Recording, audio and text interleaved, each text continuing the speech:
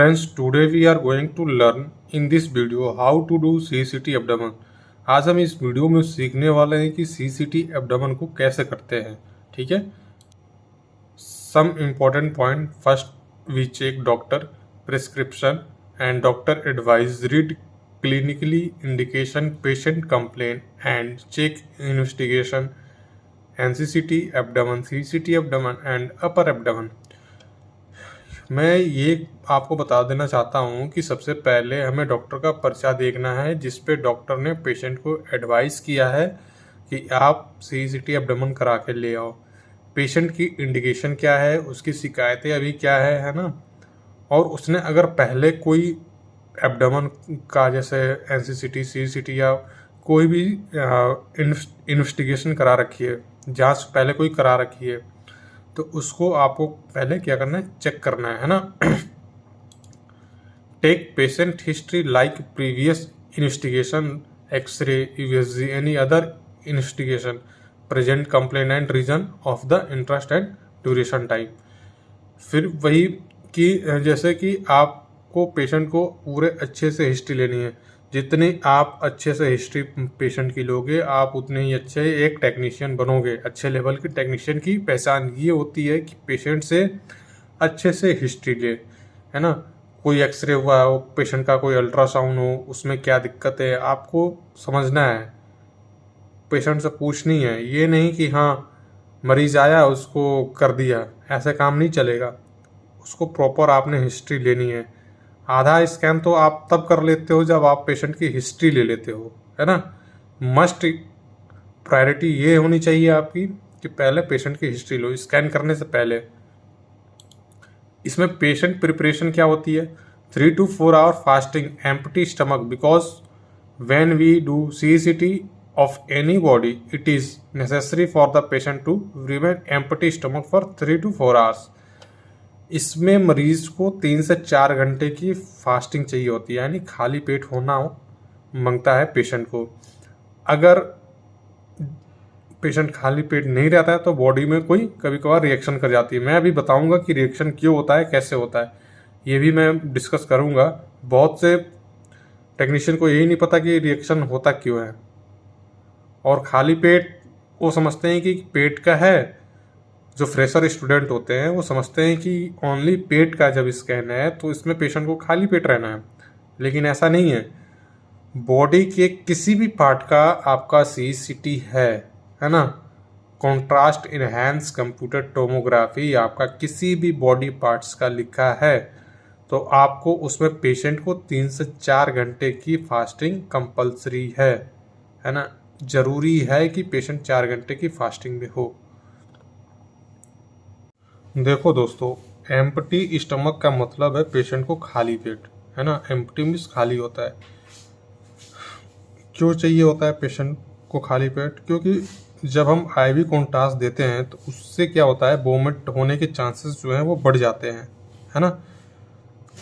Vomiting कहाँ से होता है, जब स्टमक फुल होता है। जब स्टमक फुल होता है, उसने पेशेंट ने अगर कुछ खाया होगा तभी तो उसका पेट फुल रहेगा। तो जब वोमिट होगा तो उसी से तो ओरल कैविटी से तो वापस आएगा वो ना। जब उल्टी करेगा कोई भी पेशेंट तो पेट से निकलकर ओरल कैविटी के द्वारा ही तो बाहर निकलता है, उसी को तो वोमिट कहते हैं। If his stomach is empty then chances of him vomiting are less. अगर पेशेंट का पेट खाली होता है ना, तो कम चांसेस होते हैं कि पेशेंट को उल्टी हो। Because of him we keep the patient on empty stomach, right। अब हमारा पॉइंट आता है कि फास्टिंग किस तरीके की होनी चाहिए। पेशेंट को ना समझाना है कि उससे हार्ड फूड को अवॉइड करना है। जैसे कि कोई स्पाइसी वेजिटेबल है, रोटी है, फल फ्रूट है, ये सब ज़्यादा स्पाइसी और ये सब उसको पेशेंट को समझाना है आपने कि नहीं खाना, इसको अवॉइड करना है, ये सब हार्ड फूड होते हैं। ऐसा भी नहीं करना कि मरीज को बोल दिया कि 1 गिलास पानी पी लो और 4 घंटे बाद आपका स्कैन होगा, ये बिल्कुल गलत है। ऐसा भी नहीं करना आपने, है ना। ऐसा करोगे तो फिर बहुत गलत हो जाएगा। फ्रेशर टेक्नीशियन कह देते हैं कि आपने अभी ओरल ले लिया, पानी पी लिया, जूस पी लिया, दूध पी लिया, तो आपका 4 घंटे बाद होगा। तो आपने ऐसा नहीं करना है, ठीक है। प्रेशर टेक्नीशियन होता है, अगर पेशेंट ने जूस दूध पी लिया हो तो उसे 4 घंटे वेट करा देते हैं। Next thing we should keep in mind, the KFT report should be normal. KFT report क्या आता है? किडनी फंक्शन टेस्ट होता है। There are 2 things to see in the KFT। First of all see creatinine serum and second is blood urea. Creatinine serum and blood urea. Why do we need normal blood report? दोस्तों क्या होता है जब हम IV कॉन्टास देते हैं body में, जैसे आपने 60 से 70 ml कॉन्टास दे दिया तो वो सारी की सारी जो कॉन्टास होता है वो बॉडी में जब सर्कुलेट हो जाता है उसके बाद वह किडनी में आ जाता है ना। और किडनी का काम क्या होता है? फिल्टर करने का। ब्लड में जो भी अननेसेसरी सब्सटेंस होते हैं उनको निकालकर यूरिन के रास्ते उसको बाहर करना। जितना भी कॉन्ट्रास्ट हम IV के थ्रू पेशेंट को देते हैं वो किडनी में आता है और फिर वहाँ से क्या होता है वो यूरिन के रास्ते बाहर चला जाता है। तो KFT का जांच इसलिए ज़रूरी होता है, इसलिए हम करवाते हैं कि हमें पता चले कि मरीज़ की किडनी पहले से कहीं डैमेज तो नहीं है। और आपने कॉन्टास दे दिया, पता चले उसकी किडनी पहले से डैमेज है और आपने उसको कॉन्टास दे दिया, तो इस केस में क्या होता है पेशेंट को किडनी फेलियर के चांसेस बढ़ जाते हैं। इसलिए हम सबसे पहले किडनी फंक्शन टेस्ट देखते हैं कि वो नॉर्मल है कि नहीं है। Many people know that contrast cause reaction in the body, that why कि fasting and KFT report should be normal.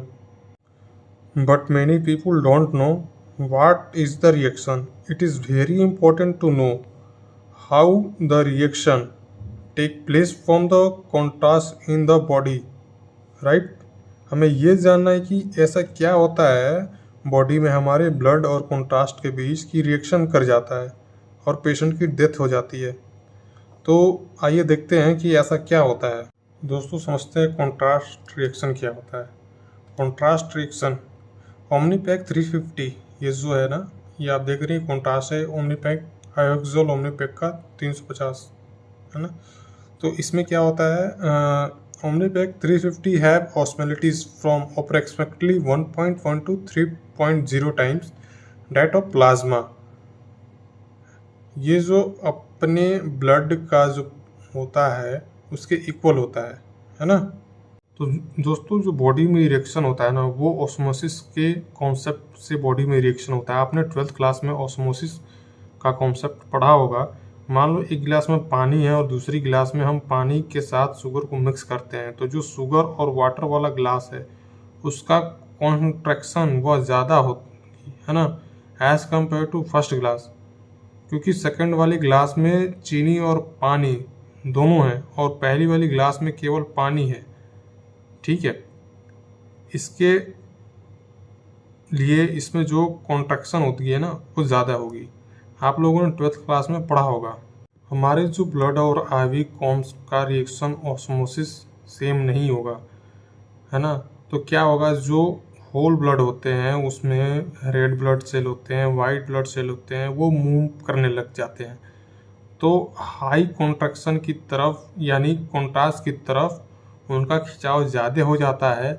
इसी वजह से बॉडी में क्या होता है रिएक्शन होना स्टार्ट हो जाता है। Why we use oral contrast in CT abdomen. हम CT एब्डोमेन में ओरल कॉन्ट्रास्ट का यूज़ क्यों करते हैं, है ना। बहुत से जो फ्रेशर टेक्नीशियन हैं उनको यह पता नहीं होता कि हम ओरल कॉन्ट्रास्ट देते क्यों हैं। आपको यह पता होना चाहिए कि जो ओरल कॉन्ट्रास्ट होता है उसे हम डाइजेस्टिव सिस्टम को देखने के लिए करते हैं। जनरल इन्फॉर्मेशन है ये पता होनी चाहिए। हम बनाते कैसे ओरल कॉन्ट्रास्ट, ये जो आप ओमनीपैक देख रहे हो, कोई भी वाटर 1 लीटर की पानी की बोतल होती है नॉर्मल जो हम पीने के लिए यूज़ करते हैं, उस वाटर बोतल में ये जो ओमनीपैक होता है इसका 20 ml किसी सिरिंज से निकाल के इस वाटर में डाइल्यूट करते हैं। मिला देने के बाद पेशेंट को बोलते हैं कि 1 से 1.5 घंटा आपने इसको क्या करना है, पीना है थोड़ा थोड़ा करके, उसके बाद आपका CT होगा। तो ये जो ओरल कॉन्ट्रास्ट देते हैं वो डाइजेस्टिव सिस्टम को देखने के लिए हम ओरल कॉन्ट्रास्ट पेशेंट को देते हैं। बहुत से टेक्नीशियन कंफ्यूज होते हैं, जो फ्रेशर होते हैं वो कंफ्यूज होते हैं कि ओरल कॉन्ट्रास्ट मैं किस पेशेंट को दूं और किस पेशेंट को ना दूं। तो आपने कंफ्यूज नहीं होना है, माइंड को बिल्कुल कॉन्सेप्ट को अपने क्लियर रखो, कंफ्यूज होना ही नहीं है। यह तो क्लियर है, जो हम ओरल कॉन्ट्रास्ट देते हैं वह स्टमक से अपना रेक्टम तक आना चाहिए। इसके बीच में liver, pancreas, kidney, gall bladder, spleen, इससे हमें कोई मतलब नहीं होता है। ओरल कॉन्ट्रास्ट का इससे इन सब चीज़ों से कोई मतलब नहीं होता है। फ्रेशर स्टूडेंट इनमें कंफ्यूज होते हैं, कहते हैं कि पहले हम देंगे तो पेट में जाएगा, फिर लीवर में, किडनी में, स्प्लीन में। कॉन्सेप्ट ही क्लियर नहीं रहता, सीधा कॉन्सेप्ट है ना। स्टमक डाइजेस्टिव सिस्टम के लिए ओरल कॉन्ट्रास्ट हम देते हैं पेशेंट को। हम पेशेंट को ओरल कॉन्ट्रास्ट क्यों देते हैं? पेशेंट के इंटेस्टाइन में स्ट्रक्चर हो सकता है, यानी कि ऑब्स्ट्रक्शन हो सकता है, हाथों में रुकावट, इंटेस्टाइन में ट्विस्ट हो जाना, यानी कि ट्विलेंट का मतलब मैल रोटेशन, कहीं उसकी इंटेस्टाइन घूमी हुई है या फिर कोई रफ्चर है, कोई रुकावट है इंटेस्टाइन में, तो उसके लिए हम, या फिर उसके इंटेस्टाइन जो इधर उधर घूम गई है, उसके लिए हम क्या करते हैं, पेशेंट को ओरल कॉन्ट्रास्ट देते हैं। Why we use rectal contrast in abdomen. हम रेक्टल कॉन्ट्रास्ट क्यों देते हैं? हम रेक्टल कॉन्ट्रास्ट तब देते हैं पेशेंट को जबकि लार्ज इंटेस्टाइन में कोई सस्पेक्टेड ऑब्स्ट्रक्शन हमें दिखता है ना। डॉक्टर को लग रहा है कि इसके लार्ज इंटेस्टाइन में कुछ है, तो उस टाइम पे हम इसको रेक्टम के थ्रू रेक्टल देते हैं, है ना। We do not give oral contrast to patient. हम ओरल कॉन्ट्रास्ट पेशेंट को कब नहीं देते? अगर आपने पेशेंट की हिस्ट्री अच्छे से नहीं ली तो आप पेशेंट को जान से मार दोगे। अगर हम कब नहीं देते? जब परफ्यूजन के केस में, एक्सीडेंटल केस हो, एब्डोमिनल इंजरी हो, सडनली एक्यूट पेन पेशेंट को हो रहा है ना, sudden acute pain, perfusion, accidental case में हम पेशेंट को ओरल नहीं देते। उससे क्या होता है कि मान लो कि कई बंदे जिम करते हैं, करने में क्या होता है कि हाई वेट उठाना पड़ता है उनको। जब हाई वेट उठाते हैं तो पेट से बल लगता है ना। तो उसमें क्या होता है कि इंटेस्टाइन कभी कभी फट जाती है, कभी कभार कोई एक्सीडेंट हुआ, उसमें पेशेंट की इंटेस्टाइन फट गई, ब्लीडिंग है उसको अंदर, आप ऊपर से उसको कॉन्ट्रास्ट दे दो, बोलो कि ना भैया तुम पहले कॉन्ट्रास्ट पियो ओरल, उसके बाद ही हम आपका स्कैन करेंगे, तो ये गलत है, आप पेशेंट को मार दोगे। एक्सीडेंटल केस में तो आपने ओरल नहीं चलाना है। कब चला सकते हो? डॉक्टर से बात करो अपने, पहले उसका एक प्लेन स्कैन करो, देखो कि कुछ दिक्कत तो नहीं है, इंटरनली ब्लीड वगैरह तो नहीं है, तब जाके हम उसको कॉन्ट्रास्ट दे सकते हैं। इस केस में हम ओरल नहीं देते हैं, ठीक है। ओरल और आईवी कॉन्ट्रास्ट में अंतर क्या है और रोल क्या होता है? ओरल जो होता है, हम बताया आपको कि जैसे कि 1 लीटर की पानी की बोतल में उसको मिला के देते हैं, है ना, इस वाली बोतल में मिला देंगे, ये वाला कॉन्ट्रास्ट। और जो आईवी होता है वो इंट्रावेनस देते हैं, इसी कॉन्ट्रास्ट को, इसी वाले कॉन्ट्रास्ट को हम इंट्रावेनसली दे देते हैं, नस में दे देते हैं। रोल ऑफ आईवी कॉन्ट्रास्ट जो हम देते हैं इंट्रावेनस, उसका रोल क्या होता है? तो जो आईवी कॉन्ट्रास्ट हम देते हैं ना, वो जो बॉडी के अपने टिश्यू होते हैं, है ना, उसको इन्हांसमेंट करता है। मैं आपको दिखा देता हूँ कि हम जब ये वाला कॉन्ट्रास्ट देते हैं तो हमारे बॉडी में कैसे इन्हांसमेंट करता है। मैं आपको पिक्चर में दिखा रहा हूँ। अब इस वाली इमेज में आप देखो, ये जो है ये नॉन कॉन्ट्रास्ट इन्हांसमेंट वाली पिक्चर, ये NCCT है और ये CCT है। इसमें हमने क्या किया कि इसमें हमने पेशेंट को कॉन्ट्रास्ट नहीं दिया है। तो इसका टिश्यू देखो और आप इसका टिश्यू देखो, है कुछ डिफरेंस? इन्हांसमेंट कर रहा है टिश्यू, लग रहा है पता आपको? यही डिफरेंस होता है। जो चीज़ हमें प्लेन उसमें नहीं दिखता विदाउट कॉन्ट्रास्ट में, वो हमें कॉन्ट्रास्ट में देखने को मिल जाता है। और भी इमेजेस हैं, देखो ये कॉन्ट्रास्ट वाली इमेज है सारी, ठीक है, कॉन्ट्रास्ट इमेज है ये भी, देखो आ रहा है कुछ समझ में आपको? ऐसे ही पढ़ना पड़ेगा। ये देखो इसको है कुछ दिक्कत इसको। एज ए जनरल इंफॉर्मेशन में आपको ये नॉलेज दे रहा हूँ दोस्तों। तो यही सब था, ऐसे ही हम करते हैं। बाकी स्कैनिंग का जो प्रोसेस है, मैं आपको एक स्कैनिंग के लिए सीसीटी एब्डोमेन का स्कैन हम कैसे करते हैं, फिल्मिंग कैसे करते हैं, उसके लिए मैं आपको एक अलग से वीडियो बना दूंगा, आप जाकर देख लेना। और बस ये बेसिक इंटरप्रिटेशन था सीसीटी एब्डोमेन का, कि आपको एक जनरल इन्फॉर्मेशन हो जाए। बेसिकली इंटरव्यू में ऐसे सब सवाल पूछ देते हैं, तो इसी बेसिक से मैंने ये वीडियोस बनाया। दोस्तों आपसे एक रिक्वेस्ट है, अगर आप हमारे चैनल पर पहली बार विजिट कर रहे हैं तो हमारे चैनल को सब्सक्राइब करना ना भूलें। इससे हमें एक मोटिवेशन मिलता है। और हाँ, अगर आप किसी दूसरे टॉपिक पे वीडियोस चाहते हैं तो आप नीचे कमेंट सेक्शन में बता सकते हैं, मैं उस पर एक पर्टिकुलर वीडियो बना दूंगा। और मैं मेडिकल से रिलेटेड हर एक टाइप की वीडियो अपने चैनल पर लाता रहता हूँ, तो हमारे चैनल को सब्सक्राइब, लाइक, शेयर करना ना भूलें। मिलते हैं अगले वीडियो में, तब तक के लिए tata bye bye, take care, Jai Hind.